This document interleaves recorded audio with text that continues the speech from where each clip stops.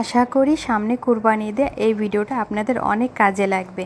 আসসালামু আলাইকুম, সোয়াদমাম কিচেনে সবাইকে শুভেচ্ছা জানাচ্ছি একটি ভিডিও দেখার জন্য। তো আমি আজকে গরুর ঝেপ্পা যেটাকে বলে সেটা আজকে পরিষ্কার করে রান্না করব, আর সেই ভিডিওটাই আপনাদের সাথে শেয়ার করছি। আর দেখুন, যারা নতুন রাঁধুনি তারা কিন্তু কুরবানি ঈদের সময় এই ঝামেলাটা পোহায়, জিব্বা বা ভুঁড়ি এগুলো পরিষ্কার করতে পারে না। তো আমি আজকে জিব্বা পরিষ্কার করে দেখাবো আর রান্না করেও দেখাবো।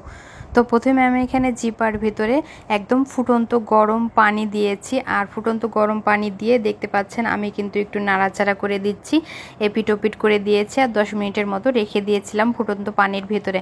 তো পানিটা একটু ঠান্ডা হয়ে গেলাম, পানিটা ফেলে দিয়ে এইভাবে হাত দিয়ে সুন্দর মতো পরিষ্কার করে নিয়েছি।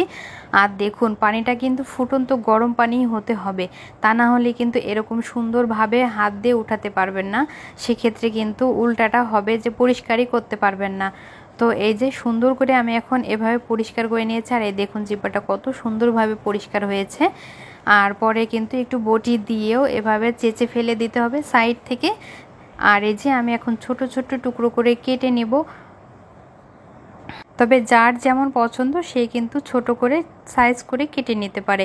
তো রান্নার জন্য চলে আসলাম, আমি ধুয়ে পরিষ্কার করে পানি ঝরিয়ে রেখেছি।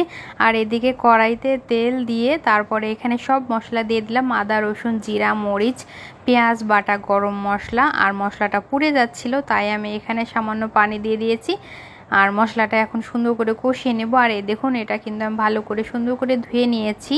তারপর এই যে মশলার ভিতরেই দিয়ে দিলাম। আর এই জিব্বা রান্নাটা কিন্তু অনেক ভালো লাগে খেতে, কার কার পছন্দ আমাকে কিন্তু অবশ্যই কমেন্ট করে জানাবেন, আমার কিন্তু অনেক ভালো লাগে।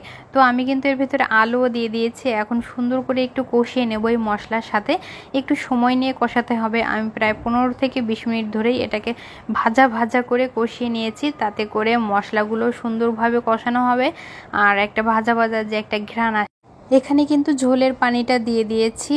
আর এই তো নামানোর কিছুক্ষণ আগে আমি এখানে গরম মশলা গুঁড়ো দিয়ে ভালো করে নাড়াচাড়া করে ঢেকে দিয়ে আরও 10 মিনিট রেখে দেব, পরে পরিবেশন করে দিয়েছি। দেখুন কতটা লোভনীয় হয়েছে। রেসিপি ভালো লাগলে অবশ্যই একটি লাইক কমেন্ট ও শেয়ার করবেন। আল্লাহ হাফেজ।